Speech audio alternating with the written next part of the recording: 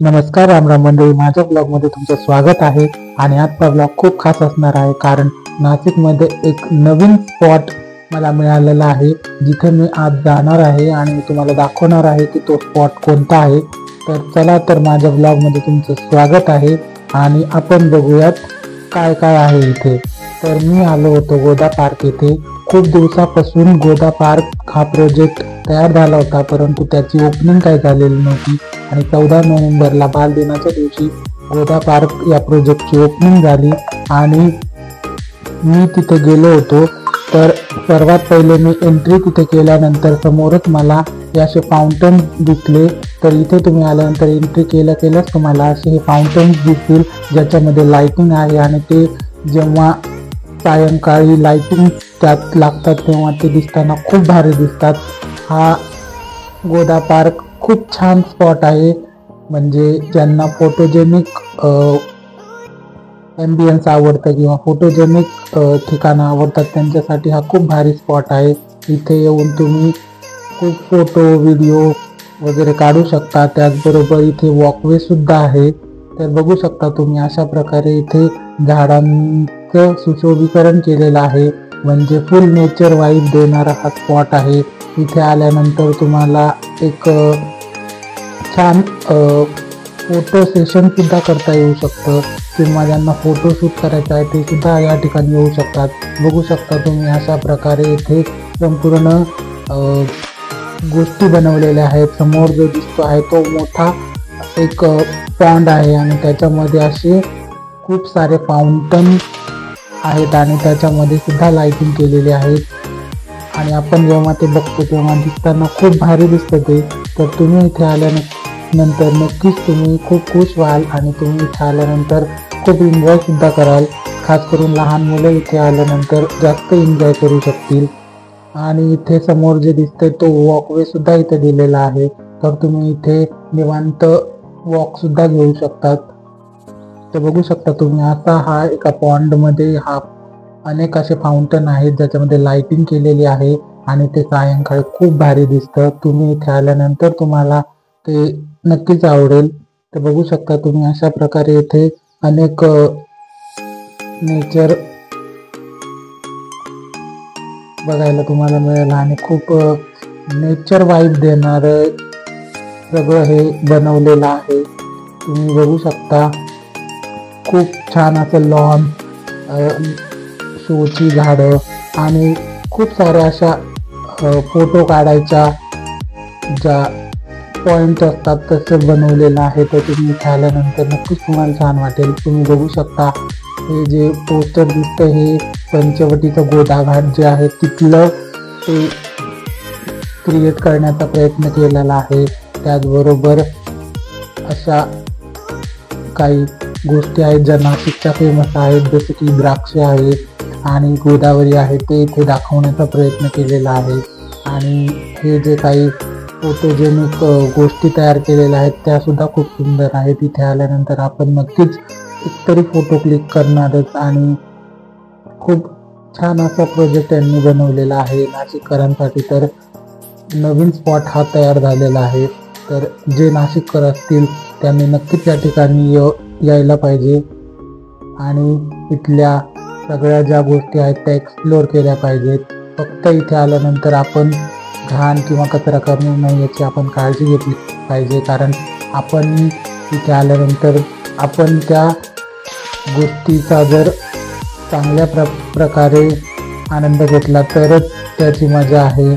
जर आपण त्या गोष्टी खराब केल्या किंवा त्या गोष्टीच्या ठिकाणी घाण केली तर आपल्याला त्यापासून त्रास होऊ शकतो. म्हणून आपण इथे गेल्यानंतर ही दक्षता घ्यायची आहे आणि काळजी घ्यायची आहे की आपण तिथे कुठलाही कचरा किंवा घाण करणार नाही. तुम्ही बघू शकता, इथे या ज्या स्टेअर्स आहेत तिथून खाली गेल्यानंतर लहान मुलांसाठी काही खेळायच्या गोष्टी तिथे अवेलेबल करून दिलेल्या आहेत. म्हणजे छोटंसं एक स्मॉल गार्डन इथे आहे. बघू शकता तुम्ही, काही सीसॉ, काही अशा लहान मुलांच्या खेळण्याच्या गोष्टी, घसरगुंडी, अशा प्रकारचे इथे लहान मुलांसाठी अवेलेबल करून दिलेला आहे. तर बघू शकता तुम्ही इथे लहान मुलं सुद्धा खूप एन्जॉय करतात. आणि इथे येण्यासाठी एक विशेष शुल्क आहे, ते भरूनच आपल्याला इथे एंट्री मिळते. त्यामुळे हे काही मोफत नाहीये. सुरुवातीला 2 दिवस ते मोफत होतं, परंतु नंतर त्याची एंट्री फी घेतली जाते. तर तुम्ही इथे याल तेव्हा तुम्हाला ते जे शुल्क आहे ते भरावं लागेल. बघू शकता तुम्ही इथून आपल्याला संपूर्ण गोदावरीचं पात्र बघायला मिळतं. आणि खूप छान इथलं वातावरण आहे, क्लायमेट आहे. आणि हे संध्याकाळीच ओपन होत असल्यामुळे इथे संध्याकाळी आपण आल्यानंतर एक वेगळीच वाईब आपल्याला इथे मिळते.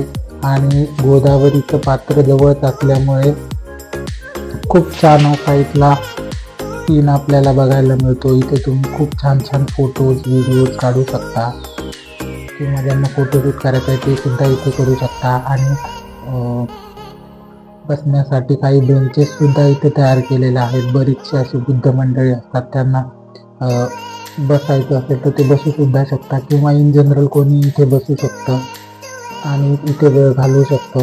त्याचबरोबर काही अशी भिंतींवर अशी काही चित्र किंवा पेंटिंग्स म्हणू आपण त्याला, तसं ते तयार केलं आहे, जे की काही रामायणातील प्रसंग असतील ते प्रसंग इथे रेखाटण्याचा प्रयत्न केलेला आहे.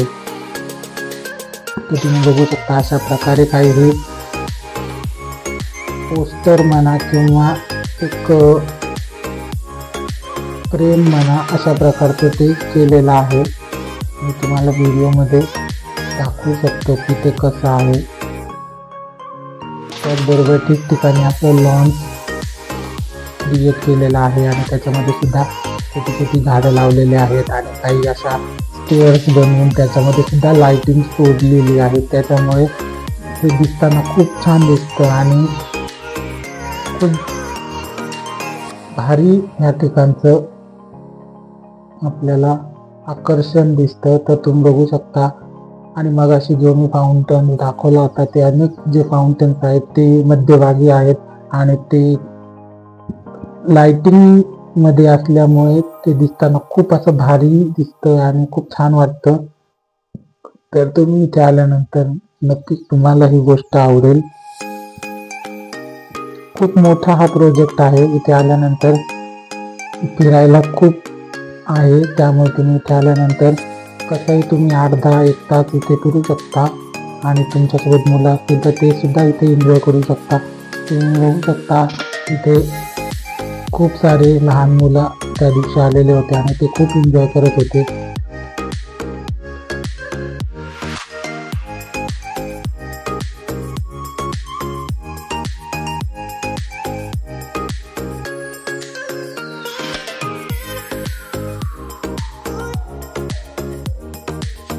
मुख्य आकर्षण तर हा फाउंटनच आहे, जो की मोठाचा मोठा फाउंटन आहे. त्याच्यामध्ये खूप सारे असे लाईट्स आहेत, त्याच्यामुळे ते दिसताना खूप भारी दिसतं. आणि ह्या स्टेअर्स सुद्धा मला खूप आवडल्या, ज्याच्यावर बसून आपण फोटो काढू शकतो. त्याच्यानंतर थोडं पुढे गेल्यानंतर मी जो स्टार्टिंगला दाखवला होता फाउंटन, त्याची ही बॅक साईड आहे.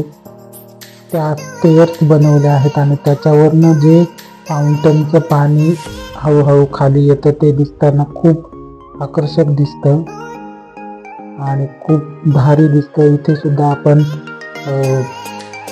फोटो व्हिडिओ काढू शकतो.